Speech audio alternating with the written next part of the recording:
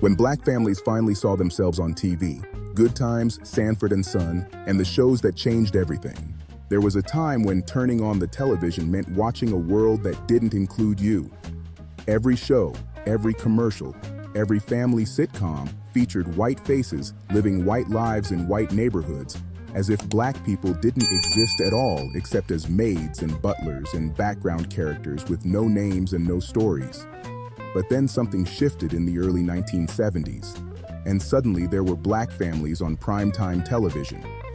Families that looked like yours, living in neighborhoods that looked like yours, dealing with problems you recognize from your own life. Shows like Good Times, Sanford and Son, The Jeffersons, and What's Happening weren't just entertainment. They were mirrors held up to Black America, reflecting back images that said you mattered, your stories mattered, your laughter and struggles and dreams deserved to be seen. If you were young and black in the 1970s, these shows were appointment television. You didn't just watch them, you lived them, quoted them, saw yourself in them in ways that television had never allowed before. Do you remember rushing to finish dinner on Tuesday nights so you wouldn't miss Good Times? The whole family would gather in the living room, settling onto the couch or the floor, eyes fixed on that small television screen as the theme song started playing. Good Times premiered in 1974, and it was revolutionary because it showed a poor black family living in a Chicago housing project, struggling with the same issues that millions of black families were struggling with in real life.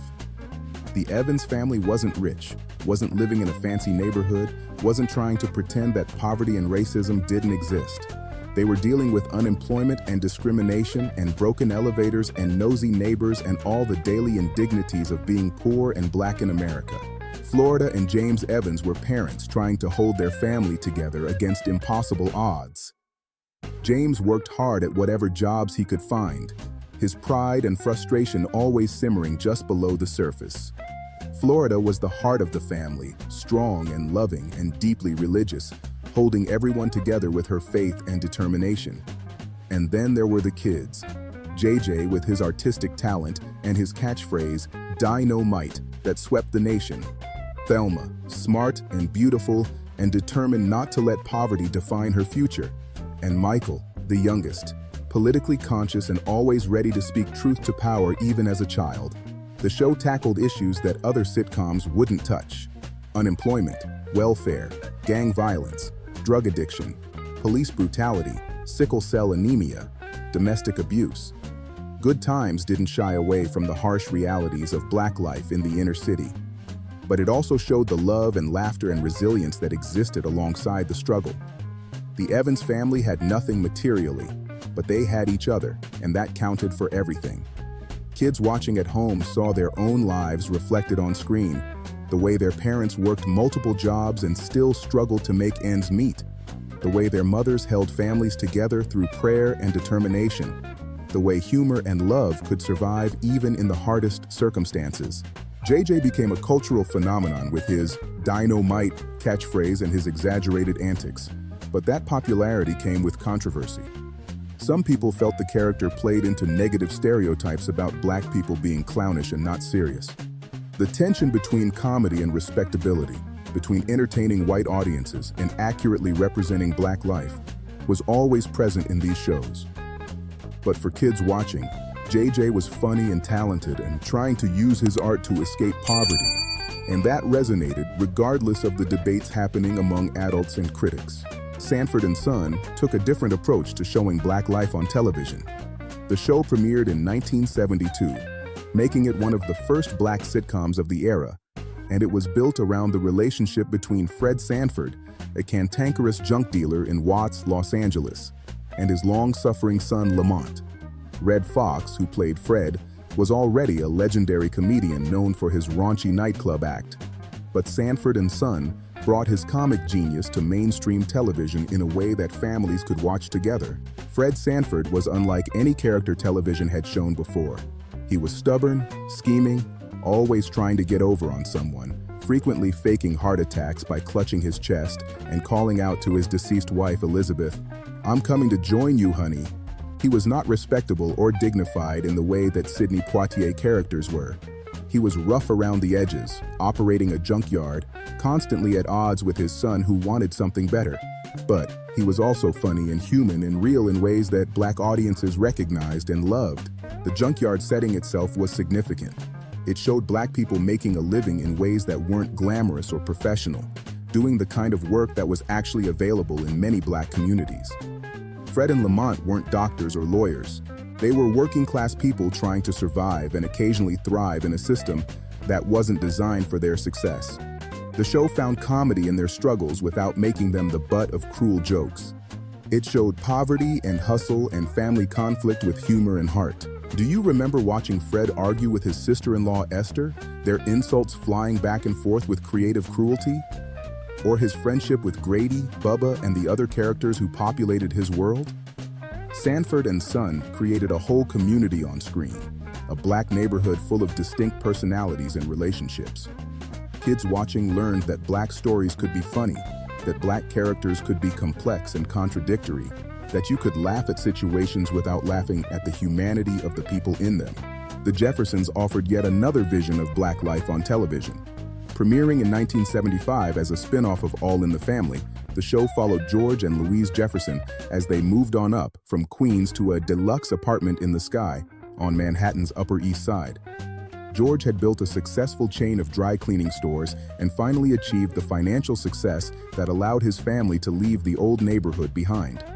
The show's theme song, with its lyrics about moving on up and finally getting a piece of the pie, became an anthem for Black social mobility and achievement. George Jefferson was brash, arrogant, and unapologetically proud of his success. He wasn't trying to be likable to white audiences or respectable by white standards. He had made it despite the obstacles, and he wasn't going to be humble about it. His relationship with Louise, his long-suffering but strong-willed wife, showed a Black marriage built on genuine love and partnership even as they bickered and disagreed.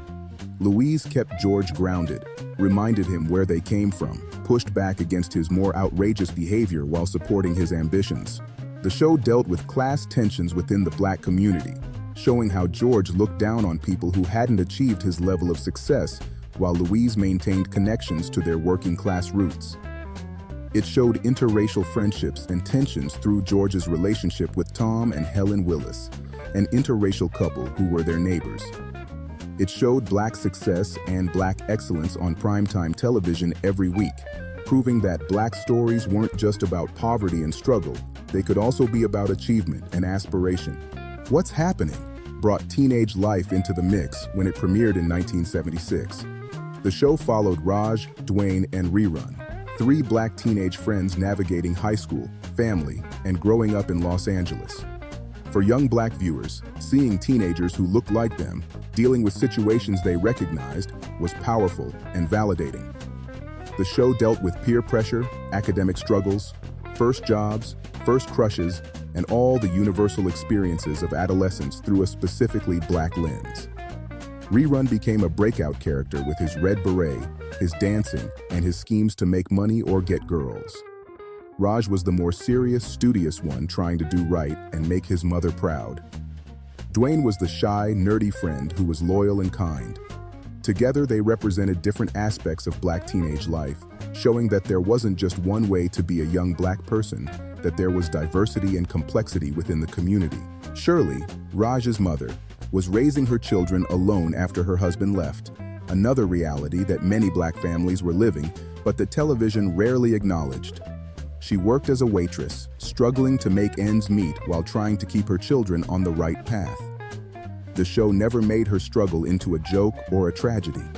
It simply showed her doing what millions of Black mothers were doing every day, working hard, loving their children, and holding families together against the odds. These shows weren't perfect. They operated within a television industry that was still controlled by white executives and writers who didn't always understand or respect Black culture. They sometimes leaned into stereotypes or simplified complex issues. They faced constant pressure to be palatable to white audiences while still speaking to Black experiences. The actors and creators fought battles behind the scenes to maintain authenticity and dignity in their portrayals. Battles that viewers never saw but that shaped what appeared on screen. But despite their imperfections, These shows mattered profoundly to Black audiences who had been invisible on television for so long. Children watching these shows saw themselves reflected back, saw their families and neighborhoods and experiences acknowledged as worthy of storytelling. They saw Black parents working hard and loving their children. They saw Black kids being funny and smart and complex. They saw Black communities with their own internal dynamics, relationships, conflicts, and celebrations. The impact went beyond just feeling seen, though that itself was revolutionary. These shows shaped how Black children understood themselves and their possibilities. Seeing JJ pursue his art showed kids that creative talents were valuable. Seeing Thelma fight for her education showed girls that intelligence and ambition were assets. Seeing the Jeffersons succeed in business showed that Black excellence in commerce was possible. Seeing Fred Sanford make a living from a junkyard showed that there were many paths to survival and dignity. The shows also educated white audiences, though that wasn't their primary purpose or responsibility. White viewers who might never have known any Black people personally got glimpses into Black life through these shows. They laughed at the same jokes, related to the same family dynamics, and perhaps developed empathy and understanding that wouldn't have been possible otherwise. The shows humanized Black people in ways that news coverage and political discourse never could, showing the ordinary joys and struggles of families just trying to make it. Do you remember quoting lines from these shows at school the next day? Dynamite became part of the national vocabulary. "I'm coming to join you, Elizabeth," was imitated in playgrounds across America. Kids would do reruns, dance, or repeat George Jefferson's strutting walk. These shows gave Black kids cultural touchstones that were their own, references and jokes and moments that belonged to their community's experience. Thursday nights became sacred when these shows were on. Families planned their evenings around television schedules. Homework had to be done before the shows started. Dinner had to be finished in time. The phone didn't get answered during favorite episodes. This was before VCRs became common, before you could record shows and watch them later. If you missed an episode, you missed it, and you'd have to hear about it from friends who did watch. The shared experience of watching these shows at the same time created community across distance. Millions of Black families all laughing at the same jokes, all reacting to the same dramatic moments, all feeling seen in the same way. The theme songs themselves became iconic pieces of Black culture.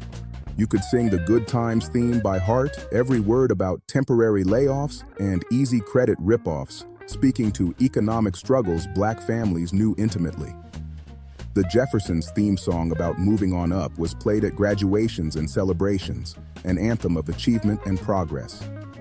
The Sanford and Son theme music by Quincy Jones was instantly recognizable, setting the tone before a single word of dialogue was spoken. These shows also launched and sustained careers for Black actors who had limited opportunities in Hollywood. Red Fox became a household name. Esther Rowley and John Amos became beloved figures playing Florida and James Evans. Sherman Hemsley and Isabel Sanford became icons as George and Louise Jefferson. Jimmy Walker's career was defined by JJ. These actors brought dignity and talent to roles that represented Black life, and their performances became part of Black cultural heritage. The shows created space for Black writers, directors, and crew members to work in television, though never as many as there should have been. They proved that shows centered on Black life could be commercially successful, attracting large audiences and advertising dollars. They paved the way for future generations of Black television, from The Cosby Show in the 1980s to the diverse range of Black programming that exists today. But there was also controversy and criticism. Some Black intellectuals and activists argued that these shows didn't go far enough in challenging stereotypes or addressing systemic racism. They worried that white audiences were laughing at Black characters rather than with them, that the shows reinforced ideas about Black poverty and dysfunction rather than challenging the systems that created those conditions. The debate about representation, about who gets to tell Black stories and for what audience, was as fierce then as it is now. Norman Lear, the white producer who created or produced many of these shows including Good Times, Sanford and Son, and The Jeffersons, was both celebrated for bringing Black stories to television and criticized for controlling those narratives.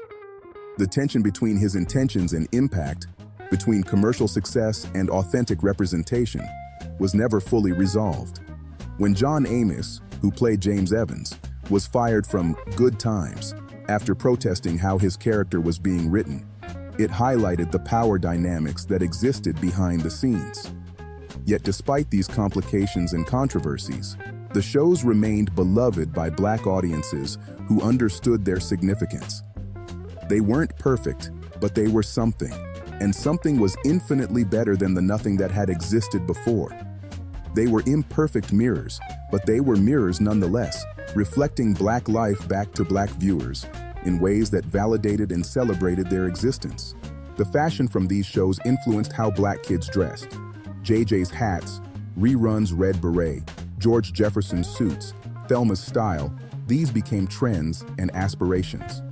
Kids wanted to dress like their favorite characters, to embody some of that television cool in their own lives. The shows shaped language and slang, introducing phrases and expressions that spread through Black communities and beyond. Watching these shows was also a family bonding experience. Parents and children watched together, laughing at the same jokes but sometimes understanding them differently. Adults caught references and situations that went over kids' heads. Kids loved the physical comedy and catchphrases, while parents appreciated the social commentary. Grandparents watching would comment on how things had or hadn't changed from their own experiences. The shows created conversations across generations about race, poverty, family, aspiration, and identity. The commercials during these shows were significant too. Advertisers began to recognize Black buying power and started creating commercials featuring Black people, selling products to Black consumers who had been ignored by mainstream advertising. Seeing Black people in commercials, not just as entertainers, but as everyday people using products and living their lives, was another form of representation that mattered. When these shows ended, there was genuine grief in Black communities. Good Times ended in 1979, Sanford and Son in 1977, What's Happening in 1979, The Jeffersons in 1985. Each finale felt like losing something important, like a door closing on a particular moment in Black television history. The shows lived on in syndication, and new generations discovered them through reruns. But there was something special about experiencing them during their original run, being part of the cultural conversation as it happened. Looking back now, these shows represent a specific moment in Black television history. They were products of their time, reflecting both the possibilities and limitations of that era. They showed Black life in ways that hadn't been seen before on television, but within constraints imposed by network executives and societal expectations. They made white audiences laugh while speaking truths to Black viewers. They entertained while also educating. They simplified while also revealing complexity. For Black people who grew up watching these shows, they're part of the fabric of childhood memory. They're associated with family time, with laughter, with feeling seen and represented. The characters became like extended family members who visited your living room every week. The catchphrases became part of your vocabulary. The theme songs became soundtracks to your youth. The shows showed you that your life, your family, your community was worthy of being the center of a story, not just the background or the problem. These shows proved that Black stories could sustain full series, that Black characters could be complex and funny and dramatic and real, that Black audiences were large and loyal and valuable. They changed television permanently, opening doors for more diverse representation that continues to evolve. They showed network executives that investing in Black stories was good business. They showed the country that Black families loved each other, struggled together, laughed together, and survived together. Which of these shows was your family's favorite? Do you remember where you were sitting when you watched them? What episodes or moments stayed with you all these years? What did it mean to you to finally see families that looked like yours on television? When Black families finally saw themselves on TV, Good Times, Sanford and Son, and the shows that changed everything,